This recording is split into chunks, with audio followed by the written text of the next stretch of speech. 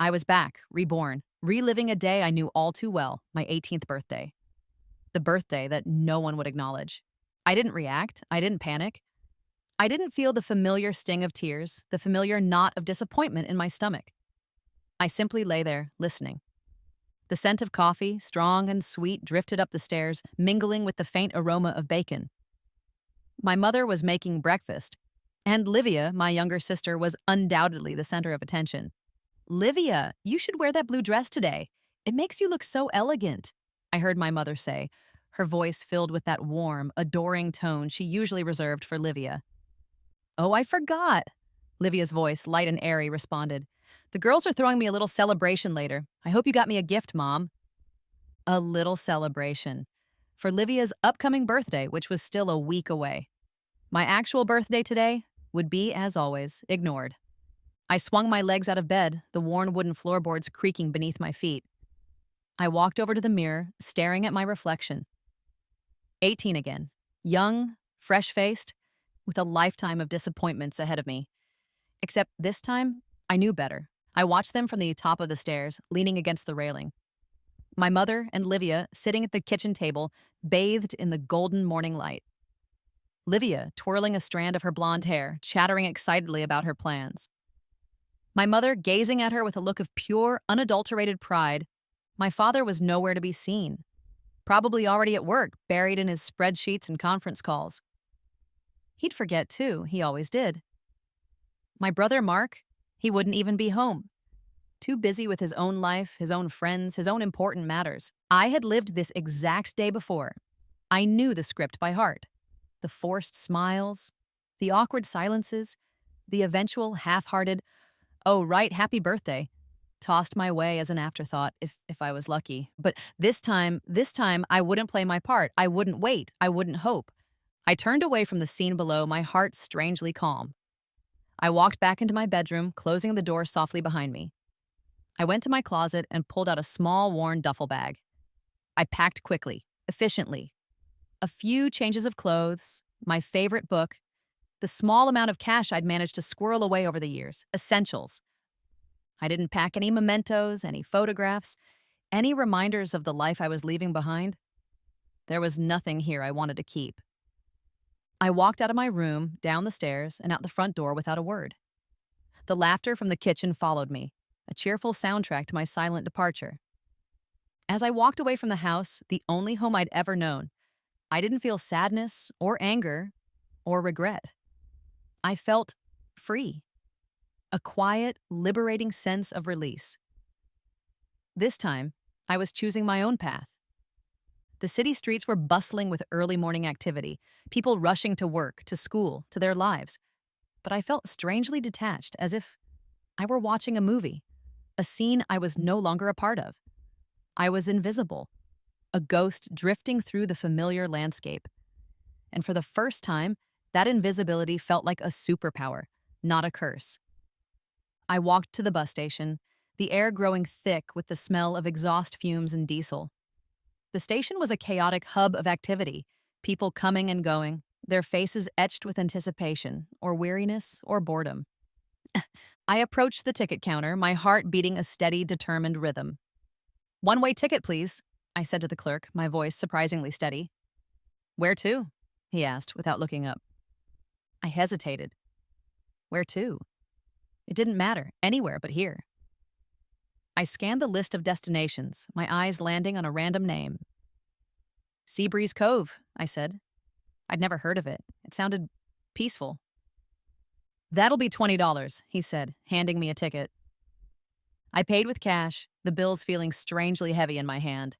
This was it, no turning back. I found a seat near the back of the bus, settling in for the long ride. My phone buzzed in my pocket, a notification from the family group chat. I didn't bother to check it. I knew what it would be. Pictures of Livia, messages about her party, plans for the weekend. No mention of me. I deleted all notifications. I watched the city blur past the window, the familiar landmarks receding into the distance. The skyscrapers, the bustling streets, the house on Oak Street. It all felt like a distant dream, a life I'd left behind. The memory surfaced, unbidden. a small, specific instance of being overlooked. My 10th birthday. My parents had promised me a cake, a special chocolate cake with my favorite frosting. But Livia had decided, at the last minute, that she wanted to learn to play the violin. My parents, eager to encourage her artistic talent, had rushed out to buy her a violin, completely forgetting about my cake. I'd spent the evening eating leftover pizza, alone in my room, while Livia screeched her way through Twinkle Twinkle Little Star downstairs. I pushed the memory away, refusing to let it sting. It was the past, and I was moving forward. The bus rumbled on, carrying me away from everything I'd ever known towards an uncertain future. But for the first time in a long time, I felt a sense of hope, a glimmer of possibility. I was free, and that was all that mattered. The bus pulled into Seabreeze Cove late in the afternoon. The town was small, quaint, and utterly charming. The air smelled of salt and sea, a refreshing change from the city smog I was used to. Colorful houses lined the narrow streets, their gardens overflowing with flowers. Fishing boats bobbed gently in the harbor, their masts swaying in the breeze. It was a postcard-perfect scene, a world away from the sterile, suffocating environment I'd left behind. I found a boarding house near the beach, a faded Victorian building with a wraparound porch and a sign that read, "Rooms for rent." The landlady, a woman named Mrs. Peterson, with kind eyes and a warm smile, showed me to a small but clean room on the second floor. It had a window overlooking the ocean, a view that would have cost a fortune in the city. Here, it was just part of the scenery. I paid for a week in advance using the last of my cash. I needed to find a job and fast. I spent the rest of the afternoon exploring the town. It was a slow, unhurried pace of life, a stark contrast to the frantic energy of the city. People smiled at me, said hello, made eye contact. It was disarming. I found a small, family-run cafe near the harbor, the Salty Siren. A handwritten sign in the window read, "Waitress wanted." It felt like a sign. I walked in, the scent of freshly brewed coffee and baking bread filling the air. A bell above the door jingled, announcing my arrival. A woman, probably in her late 40s with a tired but friendly face, looked up from behind the counter. "Can I help you?" she asked. "I saw the sign in the window," I said. "I'm looking for a job." She looked me over, assessing. "Ever waitress before?" "Yes," I lied smoothly. I'd worked plenty of odd jobs in my previous life, enough to know the basics. She hired me on the spot. "Trial basis," she said, "but I could start tomorrow." I walked out of the cafe, a small smile playing on my lips. I had a job, a place to stay, a new beginning. I spent the evening walking along the beach, the sand cool and soft beneath my bare feet. The waves crashed against the shore, a rhythmic, soothing sound. The sun set, painting the sky in shades of orange, pink, and purple. It was beautiful, and for the first time in a long time, I felt peaceful. A memory flashed, a sharp contrast to the present moment. My 16th birthday. I'd spent weeks planning a small party, inviting a few close friends. I'd even baked my own cake. But on the day of the party, my parents had announced that they were taking Livia to a special audition for a performing arts school. They'd completely forgotten about my party. My friends had made excuses one by one until I was left alone with a cake that no one would eat. I pushed the memory aside. It didn't matter anymore. I was no longer that girl striving for attention, for approval, for love that would never come. I was here in this new place, creating a new life for myself. I sat down on a piece of driftwood, watching the waves, listening to the cry of the seagulls. I was no longer Serena Vale, the forgotten daughter. I was just Serena, and for the first time, that felt like enough. I was content, I was free, and I was finally truly happy. The Vale household hummed with the frenetic energy of pre-celebration. Livia's birthday, or rather the week-long extravaganza leading up to her actual birthday, was in full swing. Balloons bobbed from the ceiling, streamers draped across the doorways, and the kitchen counter was overflowing with platters of hors d'oeuvres and half-finished party favors. A week had passed, 7 days, and no one had noticed that Serena was gone. Livia, the birthday girl, flitted around the house like a hummingbird, her phone glued to her ear, her voice a constant stream of excited chatter. No, pastel pink, not hot pink. Are you blind? Yes. The peonies need to be delivered by noon. I know, it's my party. I can have whatever I want. She paused, tapping a perfectly manicured fingernail against her chin. Mom, where's Serena? She asked, her tone more irritated than concerned. I need her to pick up the extra balloons, the ones with the glitter. She knows the place. Her mother, Carol, was elbow deep in a bowl of something that was supposed to be artisanal dip but looked suspiciously like curdled mayonnaise. Serena? Oh, I don't know, dear. Probably in her room, sulking as usual. Livia rolled her eyes. Ugh, she's so dramatic. It's my birthday week. Can't she just be normal for once? She pulled out her phone and typed a quick text. Serena, get to Party Palace now. Extra glitter balloons. Don't be late. She hit send, not bothering to wait for a reply. Serena always did what she was told, eventually. Livia continued her preparations, her mind already flitting to the next item on her endless to-do list. The guest list, the seating chart, the playlist, everything had to be perfect. This was her moment, her time to shine. As the day wore on, a tiny seed of unease began to sprout within Livia. It wasn't concern, not really. More like annoyance. Serena was supposed to be helping. She was always the responsible one, the one who took care of the details, the one who made sure everything ran smoothly. The little celebration her friends had planned turned out to be a rather large gathering at a trendy downtown club. Livia, dressed in the blue dress her mother had suggested, it did make her look elegant, held court surrounded by a gaggle of admiring friends. But even amidst the laughter and the compliments, a nagging thought kept intruding. Where was Serena? She glanced at her phone again. Still no reply. That was unusual. Serena always replied eventually, even if it was just a terse K. As the evening drew, the party was starting. Livia, surrounded by her friends, started to open her gifts.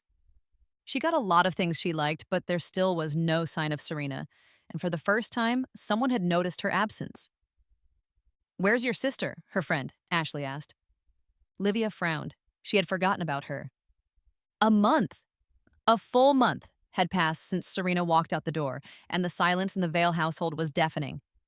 Not a peaceful silence, but a strained, uneasy silence, filled with unspoken accusations and growing anxiety. Carol, Serena's mother, finally broke. She pulled out her phone, her fingers trembling slightly, and typed a text message. Serena, where are you? You haven't been home in a while. Call me. She stared at the screen, waiting for the familiar delivered notification. It never came. She hit resend. Still nothing. She deleted the message. Maybe Serena had just changed her number. That was it. She was being silly. More time passed. Days bled into weeks. The silence stretched, becoming unbearable. It was Richard, Serena's father, who finally cracked. He needed help. He was drowning in paperwork, overwhelmed by the financial side of his business, the side Serena had always handled with quiet efficiency. Damn it, he muttered, slamming his fist on his desk. Where is that girl? He picked up his phone and dialed Serena's number, the number he hadn't bothered to call in. He couldn't even remember how long. Straight to voicemail. He tried again. Same result. He called Carol, his voice tight with frustration. Have you heard from Serena? No, Carol replied, her voice defensive. She's probably just sulking somewhere, being dramatic as usual. Sulking? She hasn't been home in weeks. She's not answering her phone, her emails. It's not like her. She'll come back when she gets over herself, Carol insisted, but her voice lacked conviction. She'll come back when she needs money, Richard added, equally unconvincingly. The conversation devolved into an argument, a bitter exchange of accusations and recriminations. They were both starting to realize the gaping hole Serena's absence had left in their lives. They had taken her for granted, used her, ignored her, and now she was gone. Later that evening, Carol was sitting at the kitchen table, staring at a half-eaten bowl of ice cream. Livia was upstairs, getting ready for another night out. Mom, have you seen my diamond earrings? Livia called down, her voice laced with irritation. The ones Serena borrowed? Carol froze. Serena hadn't borrowed the earrings. Livia had given them to Serena, a rare gesture of generosity, after Serena had helped her out of a particularly sticky situation. A situation Carol had completely forgotten about. I I don't know, dear, Carol stammered. Maybe ask Serena? The name hung in the air, a sudden sharp reminder of the missing member of their family. Livia came downstairs, her expression confused. Ask Serena, Mom, are you okay? Serena hasn't been. Carol's hand flew to her mouth, her eyes widening in horror. She had forgotten. For a split second, she had completely forgotten that Serena was gone. I. I just. She stammered, unable to meet Livia's gaze. The slip, the accidental utterance of Serena's name, hung in the air, a chilling testament to their collective guilt, their shared neglect. The first crack in their carefully constructed facade of normalcy had appeared, and it was only a matter of time before the whole thing came crashing down. The absence of Serena was no longer a silent void. It was a gaping wound, festering and spreading its poison throughout the Vale family. They were like a poorly constructed building, suddenly missing a crucial support beam, and the cracks were starting to show. Richard, Serena's father, was the first to feel the full impact. His business, a small but once thriving construction company, was spiraling downwards. He'd always relied on Serena to handle the finances, the paperwork, the intricate details he'd never had the patience for. She had a knack for numbers, a quiet efficiency that had kept the company afloat. Now, invoices went unpaid, bills piled up, and clients grew increasingly frustrated. He was drowning in a sea of red ink, his carefully constructed empire crumbling around him. He tried to manage it himself, but he was lost. He didn't understand the spreadsheets, the software, the intricate dance of debits and credits. He'd always just signed where Serena told him to sign, trusted her implicitly. He'd never bothered to learn the details. Now he was paying the price. Meanwhile, Mark, Serena's brother, found himself embroiled in a scandal of his own making. A series of reckless decisions, fueled by alcohol and a sense of invincibility, had landed him in hot water. A compromising video, a leaked email, a disgruntled ex-girlfriend. It was a perfect storm of bad choices and public humiliation. In the past, Serena would have been there to clean up his mess. She had a knack for smoothing things over, for negotiating with angry parties, for spinning the narrative in his favor. She was the fixer, the problem solver, the one who always knew what to do. But Serena wasn't there, and Mark was left to face the consequences alone. Livia, the golden child, the pampered princess, was also feeling the sting of Serena's absence. Her carefully cultivated social life, once a whirlwind of parties and popularity, was starting to unravel. She realized, with a growing sense of unease, that Serena had been the silent architect of her social success. Serena had been the one who remembered birthdays, who sent thank you notes, who smoothed over awkward situations, who mediated disputes between friends. Serena had been the one who made sure Livia always looked good, always said the right thing, always had the perfect connections. Without Serena, Livia was floundering.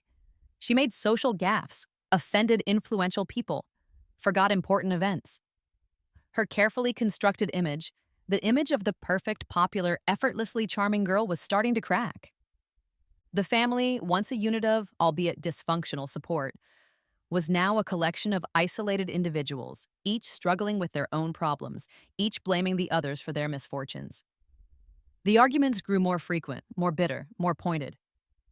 "If Serena were here, she'd know what to do," Richard would snap at Carol, his voice filled with frustration and resentment. "Don't you dare blame Serena for your incompetence," Carol would retort, her voice tight with anger. "You're the one who ignored her, who treated her like a servant. And you're the one who spoiled Livia rotten, who never gave Serena a second thought." Livia, caught in the crossfire, would retreat to her room, her phone clutched in her hand, scrolling through social media, desperately seeking validation from a world that was increasingly indifferent to her.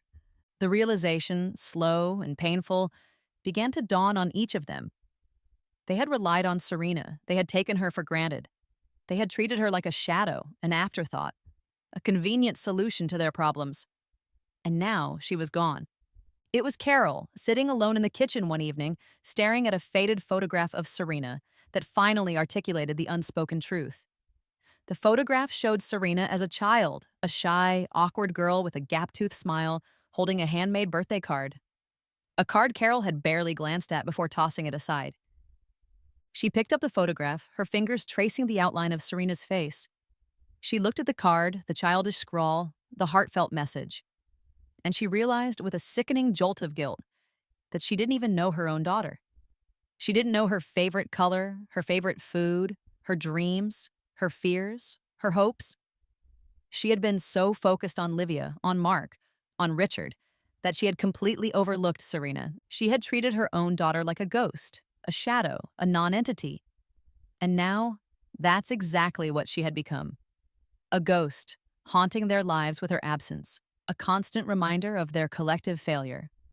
The glue that had held their fragile family together was gone, and they were falling apart, piece by piece. The cramped room at Mrs. Peterson's boarding house had served its purpose. It had been a sanctuary, a place to regroup, to plan my next move. But it was time to move on. I'd saved enough money from my waitressing job to afford a small apartment, a tiny studio overlooking the harbor. It wasn't much, but it was mine. My own space, my own haven, a place where I could finally start to build a life for myself on my own terms. The Salty Siren had been a good starting point, a way to get my feet wet, to learn the rhythm of this new town. But I knew I couldn't wait tables forever. I had skills I'd honed in my previous life, skills that had been ignored and undervalued by my family. In my old life, I'd been the quiet, efficient one, the one who handled the family's finances, who organized their schedules, who solved their problems. I'd also had a knack for computers, a talent I'd kept hidden, a secret passion I'd never dared to pursue.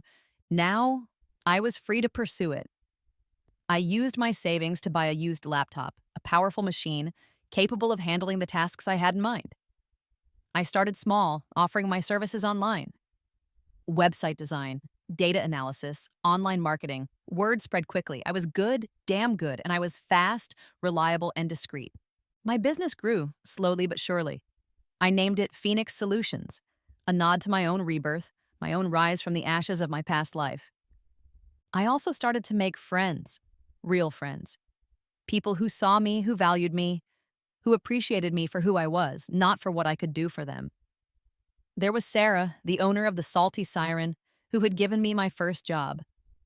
There was Mark, a different Mark, thankfully, a local fisherman who shared my love of the ocean. There was Emily, a bookstore owner who had that cozy feeling.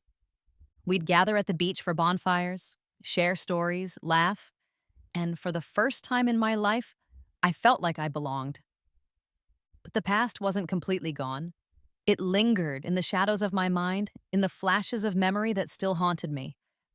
The screech of tires, the blinding headlights, the crushing impact, the darkness, the accident that had ended my previous life. I remembered it now in vivid, terrifying detail. I'd been driving home from a late-night study session, exhausted, stressed, overwhelmed by the constant pressure to be perfect, to be invisible, to be everything and nothing at the same time. A drunk driver had run a red light, plowing into my car. I hadn't stood a chance. The memory still made me shudder, but it no longer held the same power over me. It was a part of my past, a part of who I was, but it didn't define me. I had survived. I had been given a second chance, and I wasn't going to waste it. I was building a new life, a life filled with purpose, with joy, with genuine connection. I was Serena, reborn, and I was finally free.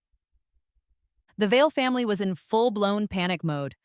Serena's continued absence had shattered their carefully constructed facade of normalcy, revealing the gaping void at the heart of their family. Carol, fueled by a potent mixture of guilt and desperation, was leading the charge. She'd started with the obvious, Serena's old job at the accounting firm. "Serena Vale?"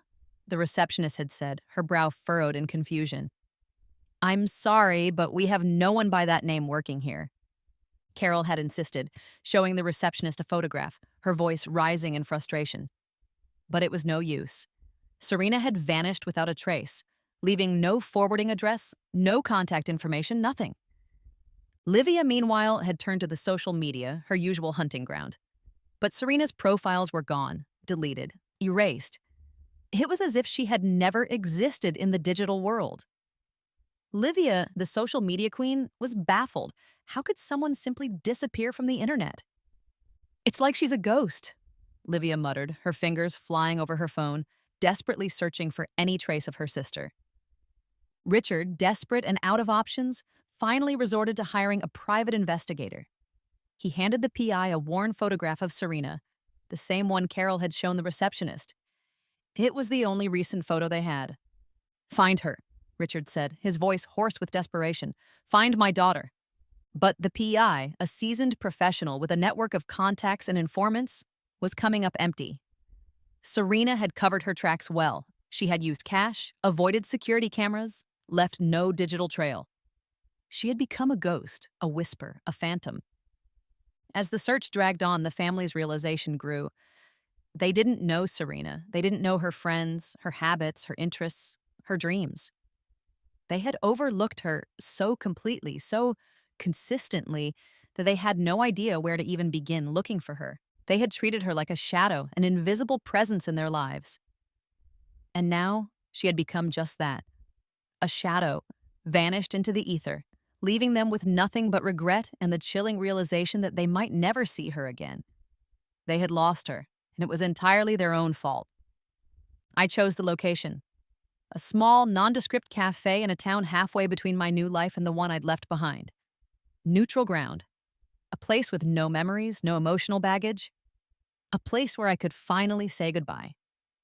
I arrived early, settling into a booth near the back, my hands wrapped around a warm mug of tea. I wasn't nervous. I wasn't angry. I was calm, resolved.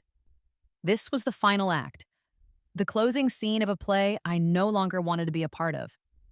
They arrived a few minutes later, my family. My mother, her face etched with worry and guilt. My father, his shoulders slumped, his eyes filled with a sadness I'd never seen before. Livia, her usual bubbly demeanor replaced by a subdued, almost frightened expression. And Mark looking awkward and out of place. They stood there, hesitant, unsure of what to do, what to say. The perfect family portrait, shattered and broken. "Serena," my mother began, her voice trembling. "You look different." I simply nodded, taking a sip of my tea. Different? Yes, I was different. I was stronger, more confident, more, myself. They sat down, crowding around the small table, their presence filling the space, a stark contrast to the quiet solitude I'd grown accustomed to. The apologies came first, a torrent of words, a flood of regret. "We're so sorry, Serena," my mother said, her voice choked with emotion. "We didn't realize, we didn't see. We were so wrapped up in our own lives." "We need you," my father added, his voice hoarse. "Please come home. Things are falling apart without you." Livia, for once, was silent, her eyes downcast, her fingers twisting nervously in her lap. Mark mumbled something. I listened patiently, letting them pour out their guilt, their remorse, their pleas. But their words felt hollow, empty. They were too late. They spoke of how much they missed me, how much they needed me, how much they regretted their actions. But their words were like raindrops on a window pane, sliding away without leaving a trace. When they finally finished, when the silence settled around us, heavy and expectant, I looked at them, each one in turn. My mother, her eyes red-rimmed and pleading. My father, his face etched with a weariness that went beyond mere exhaustion. Livia, stripped of her usual bravado, looking lost and vulnerable. Mark, he was never part of the picture. "You never remembered me when I was there," I said, my voice calm and steady, devoid of any emotion. "You never saw me, never heard me, never acknowledged my existence. I was invisible, a shadow in your perfect family portrait." I paused, letting my words sink in. "So why," I continued, my gaze unwavering, "should I remember you now?" The silence that followed was deafening. Their faces, a mixture of shock, disbelief, and dawning horror, reflected the truth of my words. I stood up, placing my untouched tea on the table. There was nothing more to say. "Goodbye," I said, my voice soft but firm. And then I walked away. I walked away from the table, from the cafe, from my family, from my past. I walked away, leaving them behind, this time for good. As I stepped out into the sunlight, I felt a sense of closure, of finality. The weight that had been pressing down on me for so long, the weight of their neglect, their indifference, their casual cruelty, it was finally gone. I was free, truly free. The ghost of Serena Vale had finally been laid to rest. And a new woman, a woman of strength, of resilience, of self-worth, had taken her place. The future was uncertain, yes, but it was mine. And that was all that mattered. The salt air whips through my hair as I stand on the balcony of my apartment, overlooking the harbor. The fishing boats are returning, their silhouettes stark against the fiery glow of the setting sun. It's a scene I've witnessed countless times, but it never fails to fill me with a sense of peace, of belonging. My life now is good, really good. Phoenix Solutions is thriving. I have more clients than I can handle, a testament to my skills, my dedication, and the reputation I've built. I have a comfortable apartment filled with sunlight and the sound of the waves. I have friends, real friends, who see me, who value me, who appreciate me for who I am. I'm happy. It's a simple word, but it carries a weight, a depth of meaning that I never understood before. Happiness isn't the absence of pain or struggle or sadness. It's the ability to embrace life in all its messy, unpredictable glory and to find joy in the everyday moments. The past is still there, of course. It's a part of me, woven into the fabric of my being. I still remember the birthdays that were forgotten, the achievements that were overlooked, the constant feeling of being invisible. I remember the accident, the pain, the darkness. I remember the rebirth, the decision to walk away, the fear and the freedom of starting over. But the past no longer defines me. It no longer has the power to hurt me. It's a chapter in my story, a chapter that has been closed, but not forgotten. I've learned that forgiveness isn't about condoning what happened. It's about releasing the hold it has on you. I haven't forgiven my family, not entirely, but I've let go of the anger, the resentment, the bitterness. I've moved on. I've built a new life, a life filled with purpose, with connection, with joy. I've surrounded myself with people who see me, who hear me, who value me for who I am. I've found my place in the world, a place where I belong. As the sun dips below the horizon, painting the sky in shades of orange, pink, and purple, I take a deep breath, filling my lungs with the cool, salty air. I am Serena, not the forgotten daughter, not the ghost, not the victim, just Serena, and I am finally truly free, and at last I am happy.